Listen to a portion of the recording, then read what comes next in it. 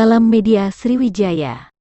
Mantan Menteri Pemuda dan Olahraga, Menpora, Roy Suryo kembali diperiksa oleh penyidik Polda Metro Jaya.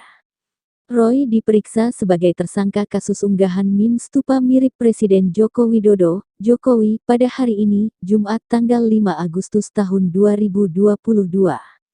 Pemeriksaan dilakukan karena penyidik masih memerlukan keterangan tambahan. Sebelumnya, Roy Suryo sudah 2 kali diperiksa oleh penyidik Polda Metro Jaya dalam dugaan kasus penistaan. Pada pemeriksaan pertama, dirinya diperiksa kurang lebih 10 jam lebih dan keluar menggunakan kursi roda akibat kelelahan. Pada pemeriksaan kedua, dia kembali mencuri perhatian publik.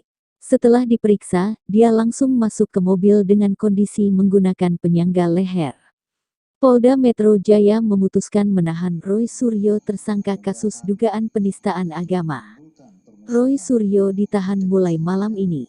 Penyidik memutuskan mulai malam ini terhadap Roy Suryo Motodiprojo sebagai tersangka ujaran kebencian ini mulai dilakukan penahanan, ujar Kabid Humas Polda Metro Jaya Kombes Endra Zulpan dalam jumpa pers di Polda Metro Jaya, Jakarta, Jumat tanggal 5 Agustus tahun 2022.